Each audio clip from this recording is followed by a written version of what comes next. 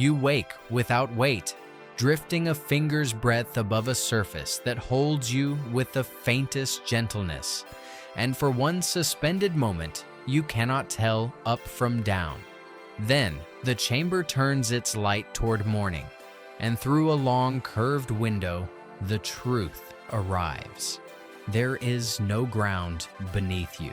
There is only the slow, magnificent turning of stars, and far below, the blue shoulder of a planet you do not at first recognize. You are not on Earth. You are aboard something vast, turning through the dark, and the home around you was built by hands that were never human. You rise, and as you move toward the window, a slender figure crosses the room to meet you, moving with a grace that is somehow both mechanical and tender. It is not a person, yet it is not a tool either. It greets you by the rhythm of your waking, adjusts the light, sets warmth where you want it, and you understand at once the strangeness of this age. The machines here are not servants and not masters.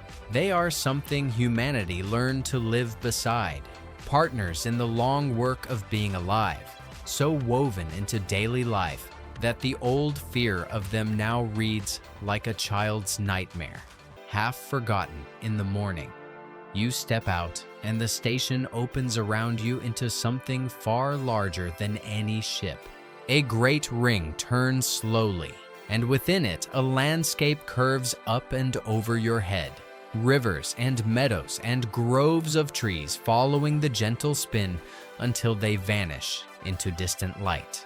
Gravity here is made, not given, spun from the turning of the world itself, and your body accepts it without question. Among the meadows, people move alongside the slender machines, and you cannot always tell who tends the gardens and who simply enjoys them, because the labor that once divided lives was long ago laid down by both. A quiet craft lifts you across the curve of the ring, and you discover that the machines did far more than ease daily life. They built this place.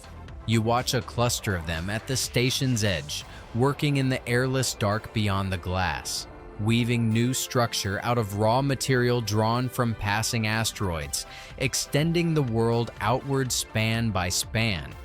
Humanity dreamed these habitats, and the machines made them real, laboring in the vacuum and the cold where no human body could endure, so that people might live in gardens among the stars. You realize the partnership plainly now. People imagine, machines build, and together they reach farther than either could alone. The craft sets you down beside a wide commons where children gather, and you wait for a school and find only wonder. A child shapes a model of a distant galaxy in the air, and beside her, a patient machine does not teach so much as wonder alongside her, asking questions that draw her deeper into her own curiosity. There are no rows, no grades, no single path. Each mind follows its own thread, and the machines, endlessly patient, never weary, never impatient, walk beside each child wherever that thread leads. You realize that learning here became a thing without end because the teachers never tire and the curiosity is never trained away. You pass people as you go, and you notice their unhurried ease, the absence of the old gnawing worry. You meet the eyes of one who seems no older than 40, and you understand somehow that they have lived 2 centuries or more. The same intelligence that builds worlds in the dark also tends the human body, mending it quietly and always, so that age became a long, open plateau rather than a falling away. People here do not count down their years. They reach, instead, for the next thing they have always meant to become. If this turning world among the stars is stirring something in you, a sense of what we might yet build together, take a moment to subscribe and journey onward with us. Every future we explore is a glimpse of what already waits inside us. The more of us who dare to imagine it, the closer it comes. Now, let the journey continue. You rise toward the still heart of the station, where the spin falls away and you float once more, and a great window opens onto everything beyond. And the scale of it stops your breath. This station is not alone. It hangs within a vast lattice of others, a glittering constellation of turning worlds strung across the dark, joined by slender threads of light along which craft move endlessly. Some habitats are small, holding a single village. Others are immense, carrying whole landscapes. And everywhere among them, the slender machines move in their patient thousands, building, tending, extending the works of humanity outward into the silent dark. You understand now that this is not a single station. It is a civilization, grown beyond any one world. You drift to the glass, and beyond the nearest habitats, you see a structure that defies your understanding. A vast web of mirrors cradling a distant point of light, drinking the raw fire of a star and turning it into power for everything humanity has made out here. No one fears running out of energy in this age.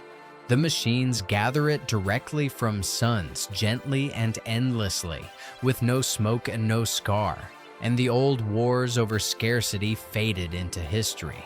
When there is light enough for all, you realize the reasons for so much ancient suffering quietly dissolve. A craft carries you outward, past worlds shaped to 1,000 different dreams. You pass a habitat given over to a recreated ocean, where people swim among creatures rebuilt from Earth's deep memory. You pass another devoted wholly to silence and the view of the stars.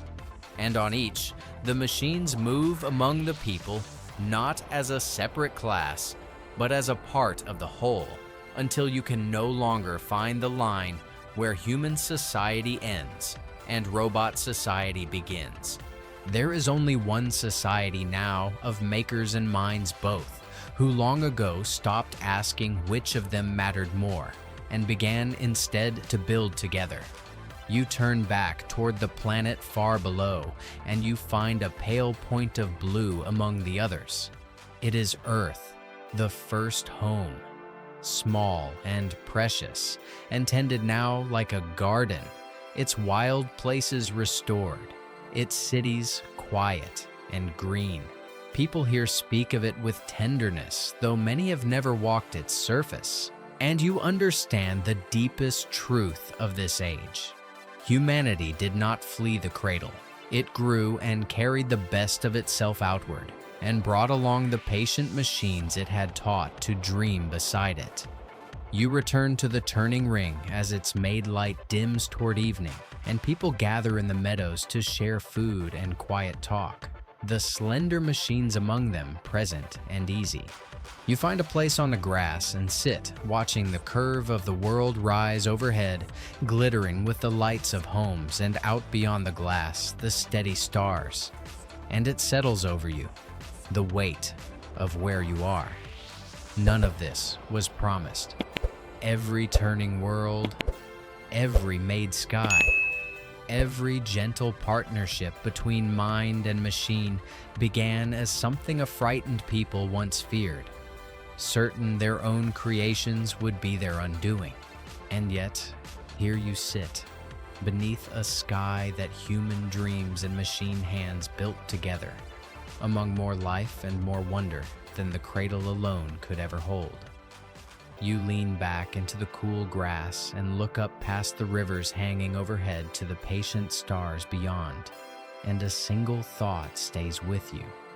This is what we became, when we stopped fearing what we made and learned, at last, to build the future alongside it. And somewhere in the quiet, you understand that the journey is only beginning.